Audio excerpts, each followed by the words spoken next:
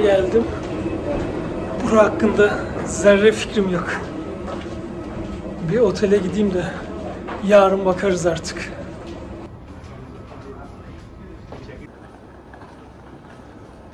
Yuh, havalimanında elektrikler gitti. Aha geliyor. Ah geldi. Kaldığım yer burası. Gecelik 30-35 dolar veriyorum. Multan'da maalesef her otelde kalamıyorsunuz. Çünkü yabancıyı her otel kabul edemiyor. Bazı şartları varmış. Otel bulmak zor o anlamda. Hava burada akşamları soğuyor bayağı. Onun için şu ısıtıcı var. Çok iyi değil ama işte ne yapacaksın? İdare ediyoruz. Multan'a geldim ama dediğim gibi bura hakkında hiçbir şey bilmiyordum. Hatta turistin, yabancının dışarı çıkıp tek başına gezmesi yasakmış. Onun için bana şimdi kaldığım otelden özel koruma ayarlıyorlar. Nasıl olacak bilmiyorum. 2-3 gün dışarı adım attığımda o korumayla gezecekmişim. Ben de şaşkınım. Şimdi Murtaza abiyle şehri geziyoruz. Abi diyorum ama benden 2 yaş küçük aslında. Yani yapacak bir şey yok. Korumasız gezilmiyormuş.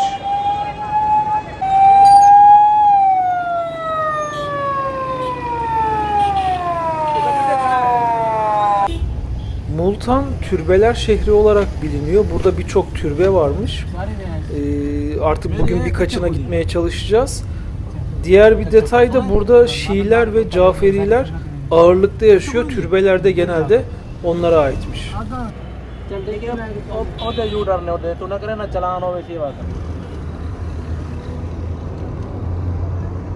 Ben normalde böyle tek gezmeyi seviyorum. Bazen yarım saat aynı noktada kaldığım oluyor iyi fotoğraf çekmek için. Şimdi nasıl olacak? Hiçbir fikrim yok. İlk durağımız bir medrese. Aynı zamanda cami olarak da kullanılıyormuş. Çatpat İngilizce ile anlaşıyoruz Murtaza abiyle.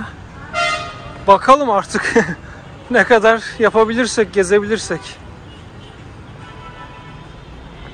İçeri gireceğiz. Tabii ayakkabıları çıkartıyoruz önce. Tadilat var. Tabii çok fazla tarihi bilgi alamıyoruz. Şah Eğitgah Camii yaklaşık 300 yıllıkmış. Böyle turistik anlamda bir rehber ya da benzeri bir şey bulmak zor. Otelde sordum ama işte anca koruma verebiliyoruz dediler. Murtaza abiyle de işte çatpat sorup anlaşmaya çalışıyorum. Bir içine girelim dedim de işlemeler falan güzel görünüyor.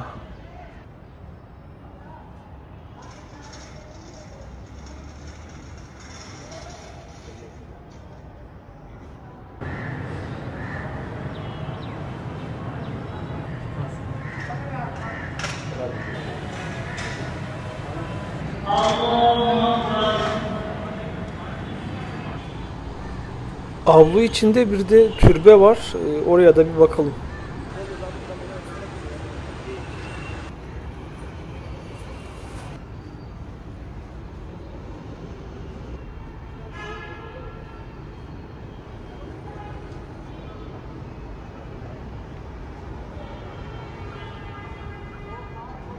Burada ufak bir oda daha var.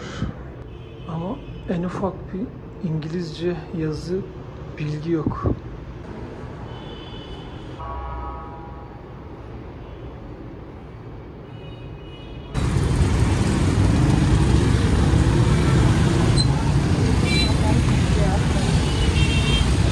İlk durağımız burasıydı.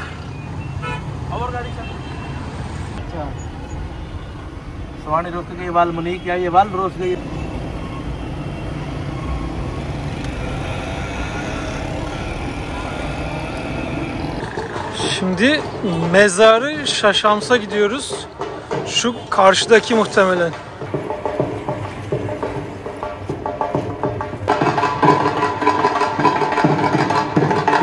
tepede bir el simgesi var. Bu birçok yerde var. Caferilerde Gazi Abbas'ın elini temsil ediyormuş, simgeliyormuş. Savaş zamanında Gazi Abbas nehirden su almaya gitmiş. Düşman askerleri elini kesmiş.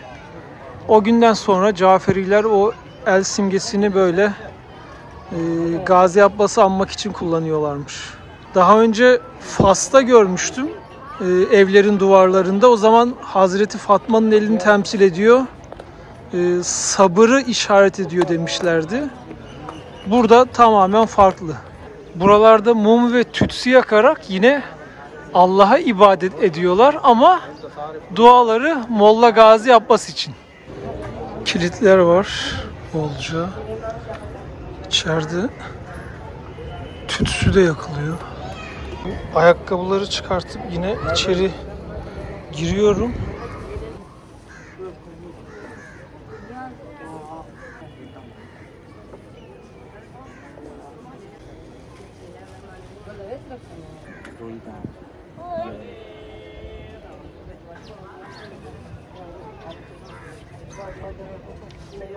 Buradaki tüm kabristanlar, böyle mezarlar hep Caferiymiş. Onun için adetler biraz farklı.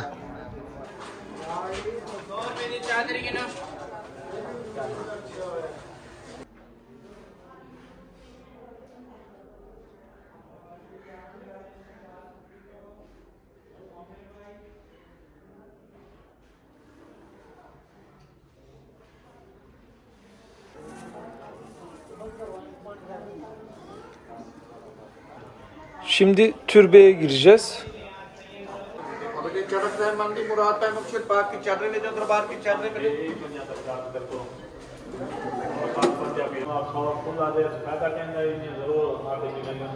Yine Molla Gazi Abbas kabristanının başka bir bölgesindeyiz.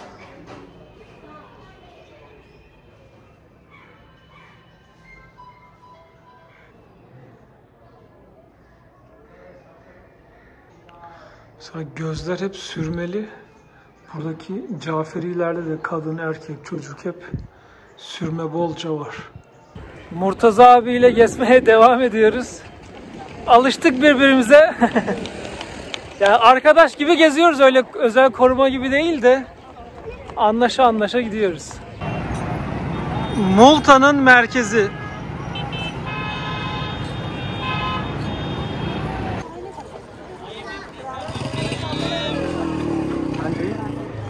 अच्छा मैं दे मुल्तान हाँ कहते अंग्रेज़ा नाल İçeride fotoğraf, video normalde yasak ama özel izin verdiler. Bize şu an serbest. Bu mum yakma olayı burada da var. Ağaçlara çaput bağlanmış.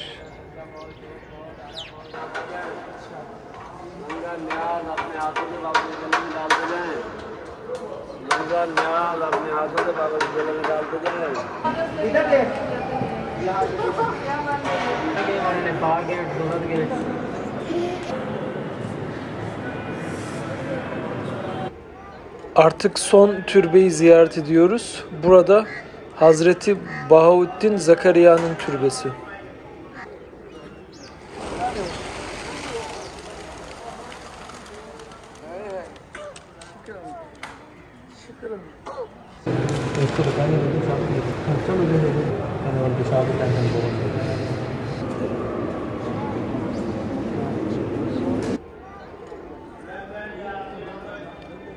Bu çaputları Allah'a mesaj göndermek için bağlıyoruz diyor. Murtaza abi de Caferi. Zaten dediğim gibi şehrin çoğu Caferiymiş. Bu bağış kuyusu, içinde paralar var. Tabii çok görünmüyor kamerada. Şimdi mezar ve kabristan gezilerini bitirdik. Sevdiğim bölüme geldik. Pazar gezilerine başlıyoruz. Şimdi burada çok kadınlar da var. Onların fotoğraflarını çekmek istiyorum ama yani mümkün değil. Murtaza abi diyor ki eğer fotoğrafını çekersen diyor Onu bir yerde paylaşırsan kocası görürse onu öldürür diyor. Daha önce yaşanmış böyle şeyler. Onun için kadınların fotoğrafını çekmek imkansıza yakın. Tabii hepsine soruyorum, izin almaya çalışıyorum ama şu ana kadar sadece bir tanesi izin verdi. Ona da ama gözlerin çok güzel dedim, öyle güldü de izin verdi.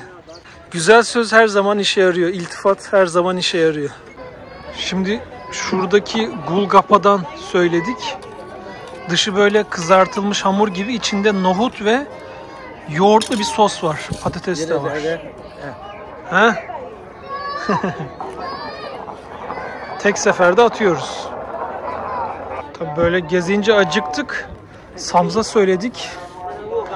Patatesli, soslu. Üstündeki sos böyle yoğurtlu. Kenarında da bolca acı var. Güzel, bu da güzel. Hepsini bitirdik. Şimdi pazara devam.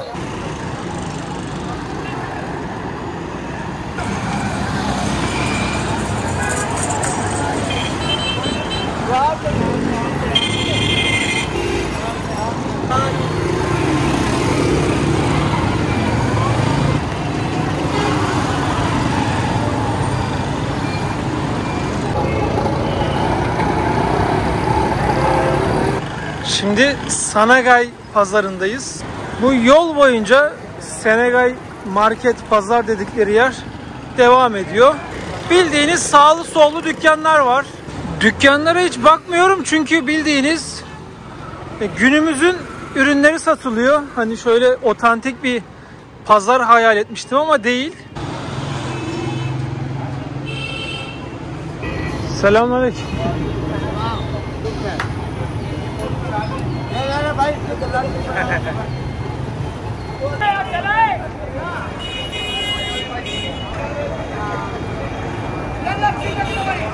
Pazarın tam göbeğine geldik. Burada kısmen daha böyle lokal şeyler var.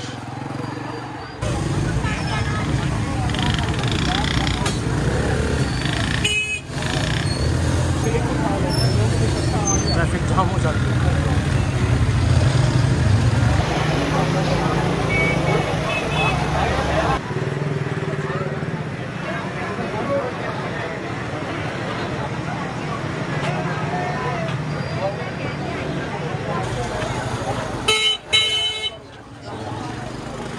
Pazarın yiyecek kısmı ne kuru yemişler, bildiğimiz gibi tanıdık.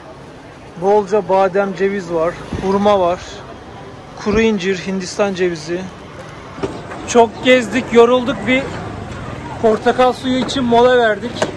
Bunları içip artık nereye gideceğiz ben de bilmiyorum.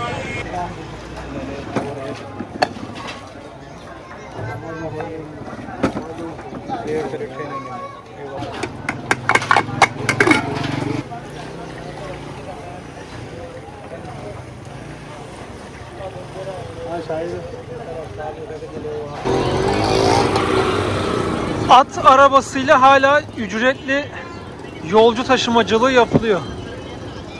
Murtaza abiyle bugün gezdik. Artık akşam oldu. Yarın yine devam edeceğiz. Yarın sokakları gezeceğiz muhtemelen. Biz yine Murtaza abiyle güne başlıyoruz. Bugün Eskişehir merkezine gideceğiz. Bir de eğer becerebilirsek oradaki birkaç eski eve girmeye çalışacağız. Çok zor ama bakalım şansımıza.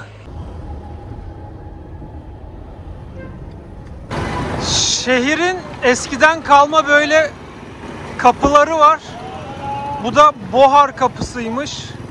Eskişehir'e doğru gidiyoruz.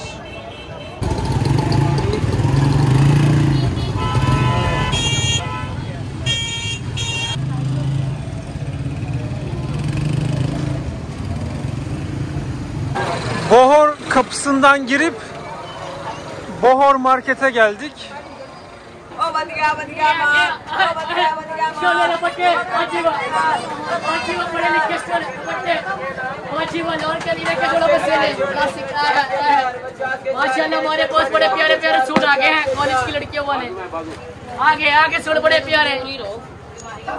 Bu öndeki kadının kıyafeti de Caferi burka diye geçiyor. Afganistan'dakine de aynı burka diyorlardı.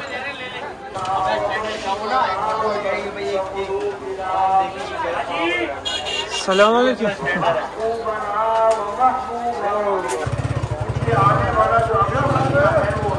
Genelde böyle geleneksel kıyafetlerin satıldığı bir pazar. Ben şimdi selamünaleyküm deyince hemen Murtaza abiye soruyorlar nereli diye. O da Türk Müslüman diyor. Gülüyorlar, şaşırıyorlar. Ne güzel senin gözlerin.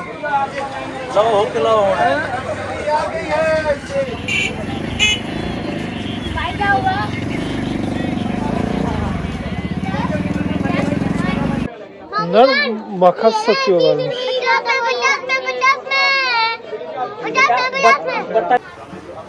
Bu tip işlemeler için hep el işi diyorlar. Böyle birçok örnekleri var. Buralarda kanalizasyon sistemi olmadığı için sular böyle kenardan gidiyor. İçine girebileceğimiz bir ev arıyoruz. Buralarda varmış diyorlar ama bu çocuk biliyormuş orayı. Çünkü yerel birinin evine girmek mümkün değil dediler. Hani sen erkek olduğun için evde kadın var. Seni kabul etmez dediler. Bayağı tarihi evlerden bahsediyorlarmış ya. Bunların içine girilmez zaten herhalde. Birkaç eve söyledik içeri girebilir miyiz diye ama kesinlikle izin vermiyorlar. Hatta ters cevap veriyorlar. Onun için hani evde nasıl yaşadıklarını görmek çok mümkün değil. Böyle eski şehir merkezinde dolanmaya devam.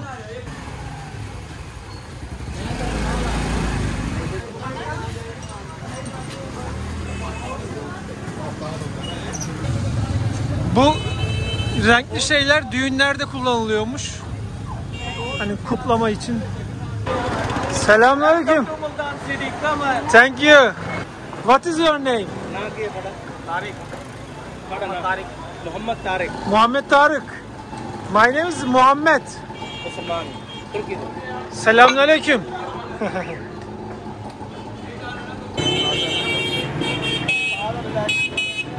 Maşallah. Hayvanlar bayağı büyük. Şöyle çok arkasından geçmeyelim de teper meper. Pakistan'da uğraşmayalım. Selamünaleyküm. Bu tip şeyler bolca var. Her yerde görebiliyorsunuz. Şu yağdan böyle kızartılmış. Şehirdeki haram kapısı bura. Şimdi burada da ufak bir pazar var. Burayı da gezeceğiz. Önceki gittiğim pazar gibi görünüyor.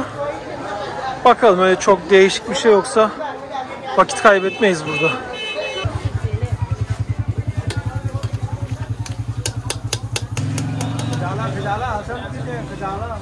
Selamünaleyküm. आज तो सेल है भैया आज सेल है भाई बना रहे आप बना रहे गुड बना रहे मर्दाने बना रहे लाइफ टाइम बना रहे गुड्डू के बना रहे गुड्डू के पापा के बना रहे स्त्री बना रहे सब बना रहे आज मर्दाने आज बढ़िया वाली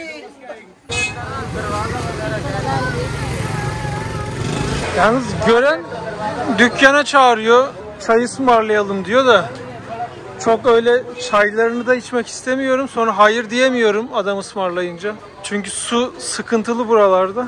Elden geldikçe uzak duruyorum. Çaydan yani insanlardan değil de. Orada bir hoca var, muska yazıyor. Ha. Orayı çekme dedi. Vardır bir bildiği.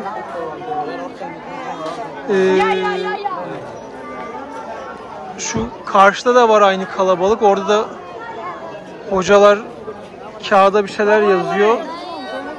Onu muska gibi kullanıyorlarmış. Pazarlarda öyle çok farklı şeyler yok. Geleneksel kıyafetleri var.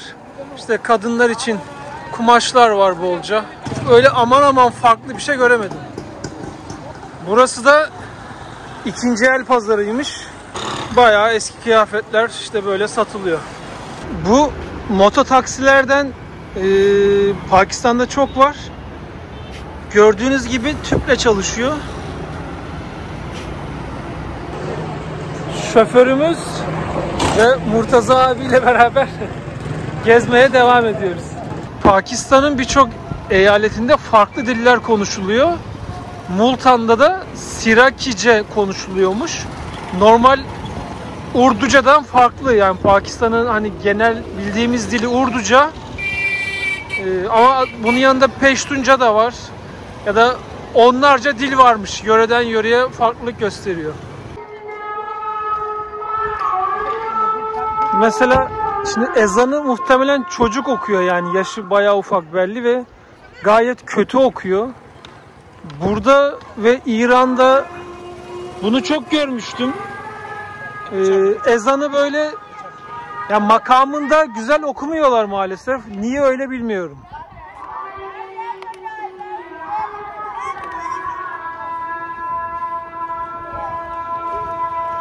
Genelde bağıra bağıra okuyorlar. Bağırınca da yani ezan güzel olmuyor ama işte bir şey diyemiyoruz tabii. Gördüğümü anlatıyorum. Şah Sultan Ali Ekber'in kabristanı. Bu mum yakma olayı yine burada da var ama bugün galiba çok ziyaretçi yok. Bir de yani çok fazla ezan okunuyor günde. Yani benim bildiğim 5 kere ezan okunur ama her video çekerken bir yerlerden ezan sesi geliyor. Mesela buralarda da hep mezarlar var. Ben üzerlerine basmadan gitmeye çalışıyorum ama yani diğerleri basıyor, hiç fark etmiyor neyin üzerinden geçmiş.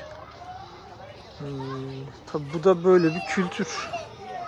Bir şey diyemiyorsun. Mesela o çocuk rastgele oradan yürüyor geliyor mezarlara basa basa. Şu arkadaydık biraz önce, orada da aynısı oldu. Orası ne? Ha, berber. Yes, berber. Selamünaleyküm. Cutting car bhai thodi je. Cutting car kam.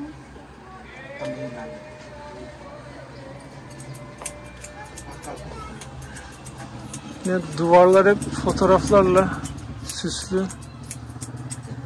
Burada bir sürü yılan derisi var. Cavit 23 yaşında, 18 yıldır da berberlik yapıyormuş. Bu babası. Sanırım şu yılanlar da ta oradan kalma. Altı yaşından beri berberlik yapıyor. Tabii bütün mahalle buraya toplaştı şimdi ben gelince. Cavit bir saç kesimini 50 rupiye yapıyormuş. O da yaklaşık 1,5 lira yapıyor. Dedim burada saç yıkayacak yer yok. Ne yapıyorsunuz? Evde yıkasın diyor. Burada yıkayacak yer yok diyor. Biz yolumuza devam ediyoruz. Multan'ın nüfusu yaklaşık 4 milyon. Ama yani bu rakamlar kesinlikle net değil Pakistan'da. Aynı şey Karachi için de geçerli. Tam saymaları mümkün değil diyorlar. Multan'da aslında öyle çok, yani bence tehlikeli bir durum yok ama niye turistler, yabancılar tek gezemiyor tam anlayamadım. Tabii kural böyle, yapacak bir şey yok. Onun için mecburen güvenlikle, korumayla geziyorsunuz. Ve yıllardır da böyleymiş. Hani çok turisti etkileyecek bir şey buralarda pek yok. Ama öyle nasıl diyeyim, mezar, kabristan tarzı yerleri görmek isterseniz belki size ilginç gelebilir. Caferiler ağırlıklı olarak burada yaşıyor dediğim gibi. Ama insanı her zaman gibi çok iyi. Sen Türk'üm dediğinde hemen bütün kapıları açıyorlar. Sanırım yarın ben de yavaş yavaş şehirden ayrılırım artık. 2 gün Murtaza abiyle Multan'ı gezdik. Sağ olsun çok yardımcı oldu. Sonraki videolarda görüşmek üzere.